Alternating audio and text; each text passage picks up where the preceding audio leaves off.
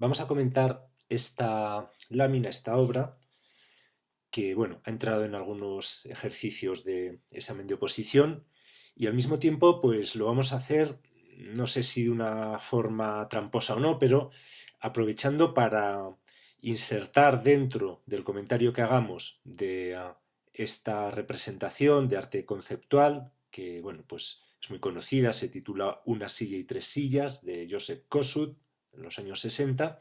Decía que vamos a intentar aprovechar el comentario de esta representación. No se puede decir cuadro, no se puede llamar de otra manera. Es una silla real, una silla pintada, perdón, fotografiada, y la definición del diccionario de la palabra silla.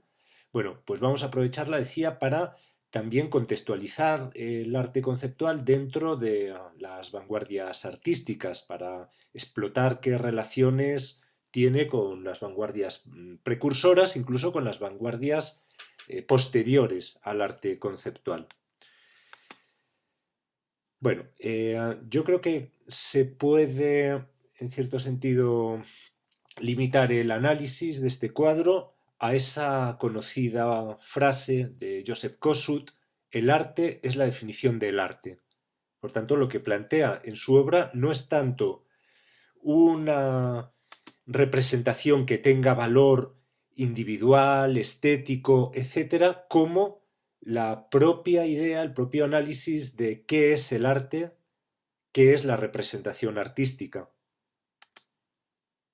Vamos a verlo, y para eso lo primero que necesito es recurrir a algunas de las otras obras del propio Joseph Kosuth, uno de los principales representantes del arte conceptual.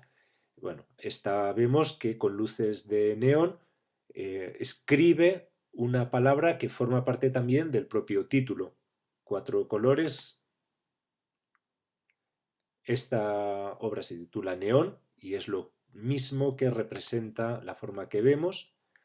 Esta simplemente es la definición del diccionario de la palabra arte, y esta es en sí misma la obra de arte. La obra de arte, veamos qué paradoja, es la representación, la definición semiótica del propio concepto de arte. La obra de arte es el concepto de arte. El arte es la definición del arte. Más literal no puede ser en este caso.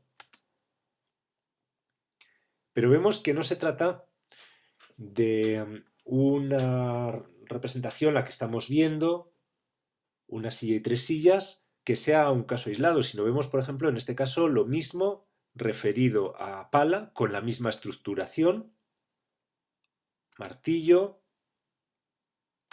gabardina, e incluso algo que es muy típico de este movimiento, las series de un mismo cuadro. Si el de antes era una silla, pues ahora lo vemos con una mesa. Incluso hay otros de sillas también, otras representaciones similares de sillas. Bueno, ¿qué le roba a la forma, o si queremos decirlo así, a la capacidad icónica, y en cierto sentido también a la diégesis, cada una de las vanguardias? El impresionismo le arrebata la permanencia, ¿no? La estabilidad. El impresionismo, ante todo, lo que pinta es el momento singular, casi reflejado, y no está mal dicha esa palabra, en los aspectos lumínicos, en la relación entre el objeto y la luz. Interesa más esto, la luz en el objeto, que la propia naturaleza del objeto, que, insisto, es representado como algo voluble, cambiante. No, lo que interesa es fundamentalmente la instantaneidad.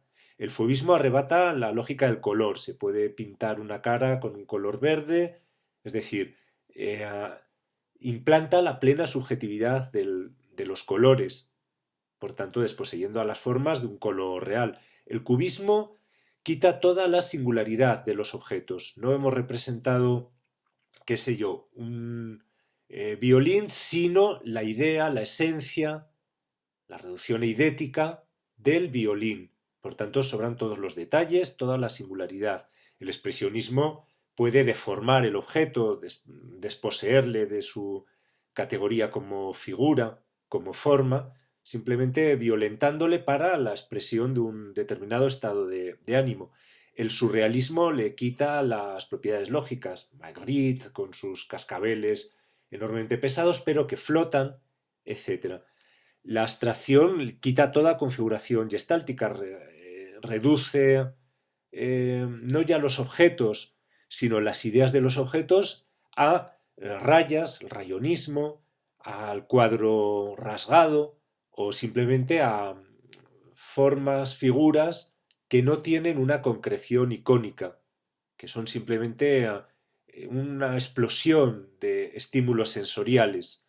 El dadaísmo quita la lógica, pero también la desmitificación del arte, porque no nos olvidemos que el arte conceptual también tiene bastante influencia del dadaísmo, en el sentido de los objetos encontrados, pero también, luego incidir un poco más en esta idea, pero también en el sentido de desmitificación del arte. ¿Qué es el arte? El arte solo es ese espacio elitista al alcance de pocas personas con una gran capacidad de representación, o el arte es el arte de lo que puede ser cotidiano, de la propia reflexión sobre el hecho artístico, y por tanto pierde esa categoría mítica para pasar a ser otra cosa. Algo parecido, como luego diremos, sucede con el land art, el body art, etcétera, etcétera. En general podríamos decir, y no quiero hacer un análisis mucho más pormenorizado, que las vanguardias se caracterizan por la hipertrofia del yo de autor. Y aquí podríamos poner dos grandes líneas, algunas a las que podemos llamar las vanguardias del desgarro del yo. Bueno, lo podríamos sintetizar, si no suena muy primario, en ese yo sufro, y ahí es donde está el expresionismo, el romanticismo, el fauvismo, etc. Mientras que hay otras vanguardias que se caracterizan ante todo por la hipertrofia cognitiva, es decir, lo que se muestra es el saber del autor, no la realidad de las cosas, sino la interpretación abstracta, en cierto sentido intelectualizada por parte del autor. Un ejemplo muy claro puede ser el cubismo, aunque también en esa misma línea es donde podemos poner el arte abstracto y el arte conceptual. He puesto el surrealismo deliberadamente a medio camino entre el sufrimiento del absurdo y ese yo sé, yo conozco la teoría psicoanalítica, que es la que me dice realmente cómo es el hombre, más allá del hombre civilizado, aparente que vemos. El conocimiento del subconsciente como una categoría antropológica nueva es lo que da ese talante científico a los surrealistas. No olvidemos, por ejemplo, que André Breton filtrea mucho con psicoanalistas como Jacques Lacan, etc. Bueno, pero esto me interesaba sobre todo para poner el arte conceptual dentro de esa hipertrofia del saber, hipertrofia del plano de la reflexión. Se trata de obras, y por eso quería poner ese conjunto de imágenes en donde veíamos pues, una cierta tautología, ¿no? Tautología es una frase que en cierto sentido es redundante, sobra. Yo soy yo. Bueno, pues el arte conceptual se mueve dentro de esa tautología. Tautología decía que vemos, por ejemplo, en las fecundas relaciones que se establecen entre el título y lo representado, ¿no? Hay una circularidad entre el título, lo representado y la representación. Dicen lo mismo, muestran lo mismo. En ese sentido, tautología, redundancia es otra palabra que puede convenir, circularidad, autorreferencialidad, porque Joseph Kosuth y en general el arte conceptual llegan a crear un estilo que solo es comprensible dentro de la propia característica de estilo, de la propia pretensión de estilo, dentro de esa, no sé, reflexión sobre la naturaleza misma del arte. Fuera de eso, evidentemente, no tiene un valor artístico, no busca ser algo estético, no busca ser algo elevado, no, busca más bien esa reflexión sobre qué es representar, qué es el arte. Una reflexión, desde luego, que tiene mucho que ver con las relaciones léxicas, con la paridad entre el significado y significante, y por tanto que se nutre, en primer lugar, de la semiótica.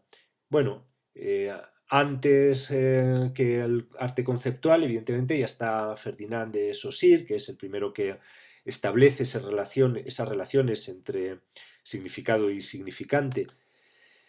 Por eso es tan frecuente el que veamos series, como explicaba hace un momento, ¿no? Series de cuadros que representan lo mismo.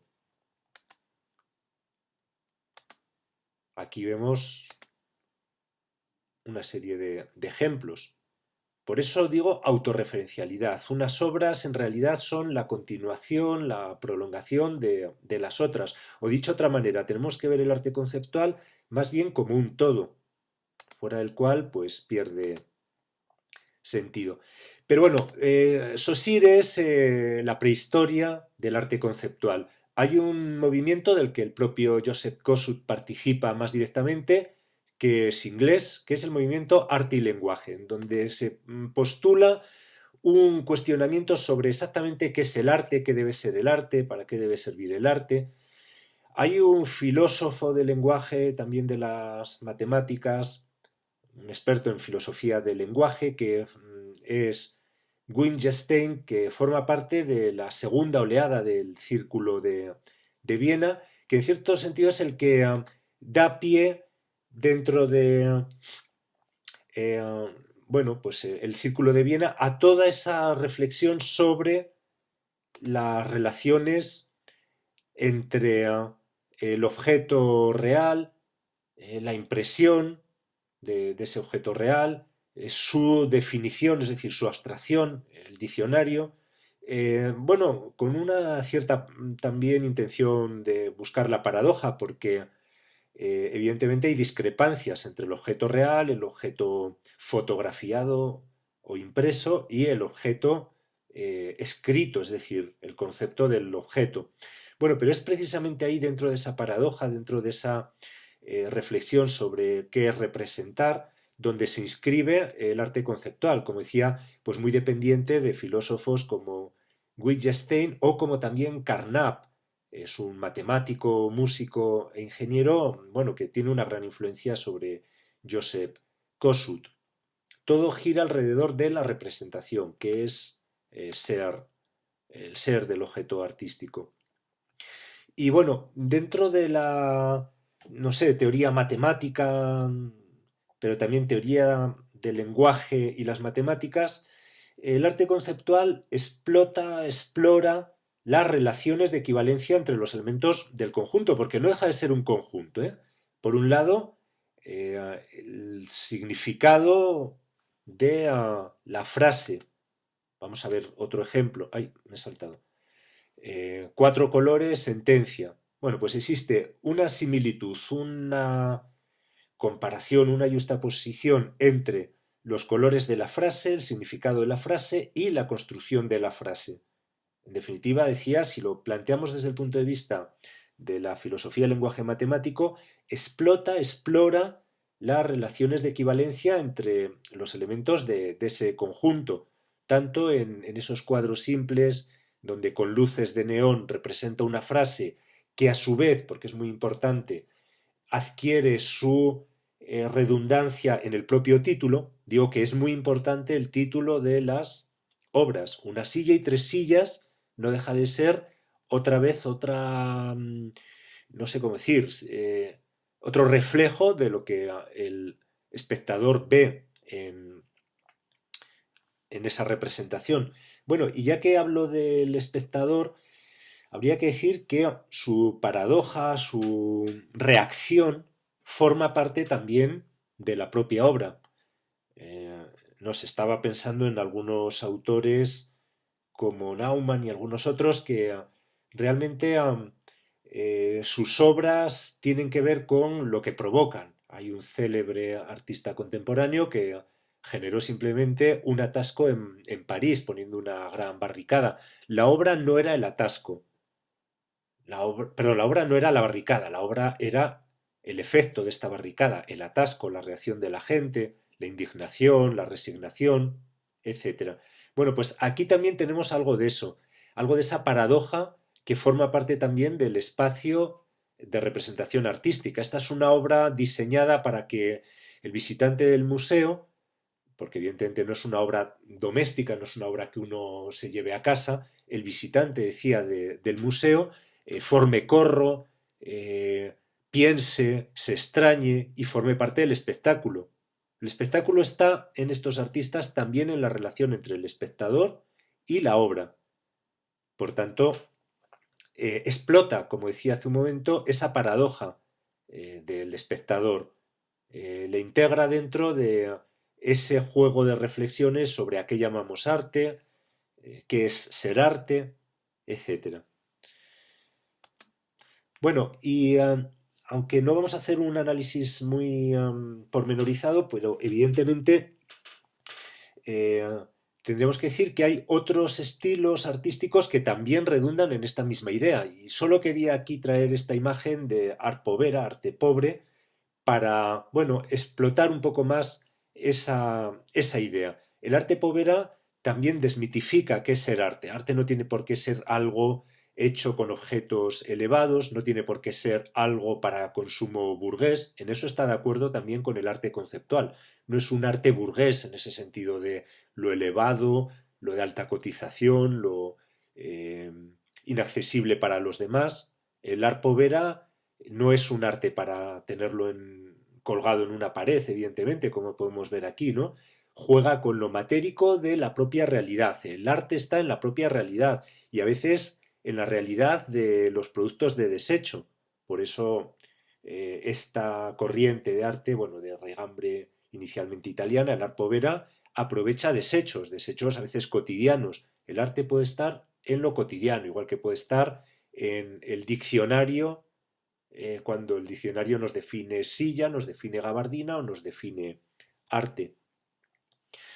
Bueno, sería un poquito largo y no lo vamos a poder hacer ver un poco los antecedentes de este movimiento, pero esa idea de Marcel Duchamp de los objetos encontrados tiene bastante o abre bastante las puertas al art povera. En cierto sentido, el arte se puede encontrar en una silla real, en la fotografía de una silla y en la reproducción, la impresión de chair, de silla, en su definición del diccionario, ¿no?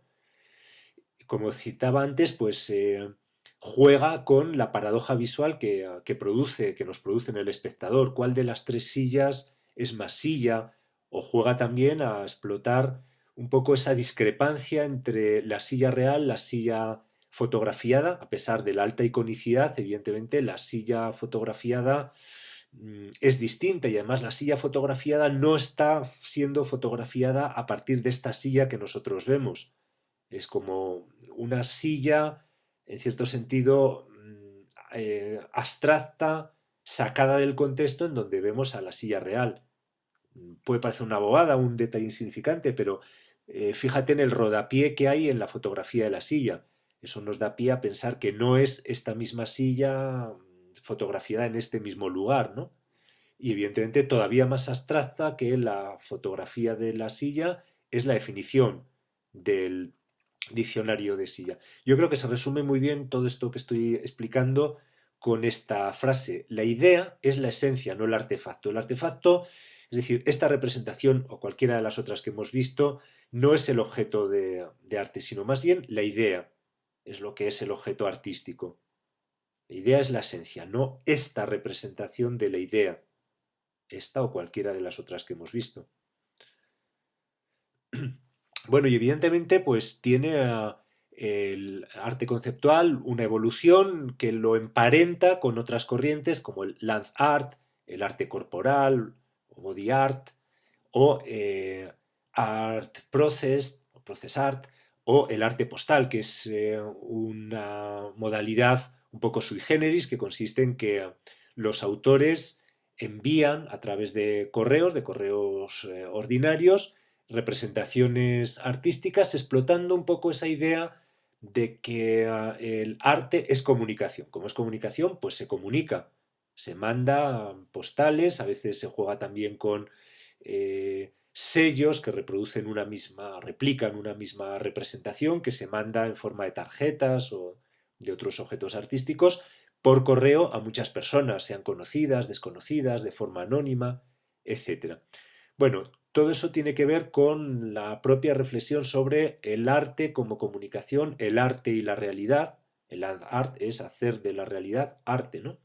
Y luego también quería terminar con estas dos obras de la parte inferior de Walter de María y de Gilbert y George, que son otros dos ejemplos de arte conceptual, pero como vemos, pues muy distintos, ¿no? La de Walter de María consistió simplemente en poner una serie de tubos metálicos a la espera de poder captar un rayo real atraído por esos tubos metálicos. Está medio camino también, por tanto, con la performance, pero sobre la naturaleza. En cierto sentido está medio camino con el land art. Bueno, simplemente esta última reflexión quería llamar la atención sobre que no existe un único arte conceptual y que hay muchas diferencias entre el grupo de Joseph Kosuth o Jasper Jones y otros autores y el grupo de Walter de María, de Richard Long, etc. Bueno, y para terminar, planteamiento didáctico. Esta idea que te lanzo tiene que ver con esta práctica y también con cualquier otra práctica, sea de geografía, de historia, etcétera. Además de comentar el contenido en sí mismo, tú como experto, como profesor, etcétera, puedes y debes al final hacer un planteamiento de, bueno, ¿y esto qué pinta en clase? ¿Para qué podemos aprovechar esto en clase? ¿Para qué sirve esta obra? Dentro de mi planteamiento de la asignatura de Historia del Arte o en cuarto de la ESO de el arte de vanguardia. Bueno, yo os diría, porque a lo mejor da mucho más de sí que lo que ahora tengo tiempo para explicar, que por lo menos se puede plantear desde estas vetas. La primera nos puede servir para reflexionar sobre qué son las vanguardias. La vanguardia es muy mal comprendida por los alumnos, incluso los alumnos de segundo de bachillerato en historia del arte. A veces tienden a pensar que eso lo puedo hacer yo, eso lo puede hacer cualquiera, un pensamiento pues sumamente infantil. Entonces nos puede servir para plantear la vanguardia como descubrimiento. Lo que quiere Joseph Kosuth no es crear esta obra en concreto, sino plantear todo un proceso de análisis, de descubrimiento, etcétera. El propio Naumann al principio intentaba competir con Kossuth hasta que al final dijo que la mente de Kossuth era tan brillante que era imposible ponerse a su mismo nivel. Quiero decir con esto, lo importante de esta obra es la fase de planificación, de descubrimiento, no tanto la ejecución, ni siquiera la ejecución final. Él no pinta, él no, la fotografía ni siquiera tiene por qué ser suya, no es una fotografía artística, la de la silla. Él no es un ebanista, no, no. Él simplemente ha pensado, ha diseñado esa trilogía de elementos, foto, silla, definición, y eso es lo que constituye el propio hecho artístico. La planificación, la conceptualización de esta obra y no tanto el resultado final. Eso está también muy presente en cualquiera de las demás vanguardias. Rayonismo, una raya y eso es todo el cuadro. Bueno, no tiene el mérito artístico la ejecución, ni siquiera el producto final, sino, no sé, la osadía de ser el primero que lo hagas, de descubrir una vía hasta entonces inédita, etcétera. Es cierto, porque vivimos en una sociedad muy comercializada, etcétera, que es muy fácil luego caer en la saturación.